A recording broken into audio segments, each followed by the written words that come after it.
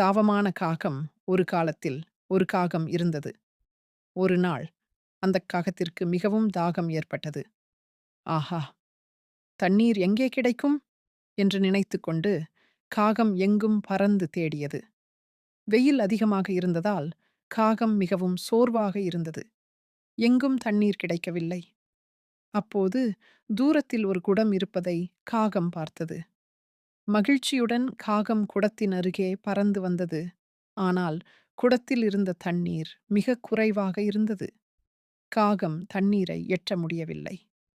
இப்போது என்ன செய்வது என்று காகம் யோசித்தது. சிறிது நேரம் யோசித்த காகத்திற்கு ஒரு நல்ல யோசனை வந்தது.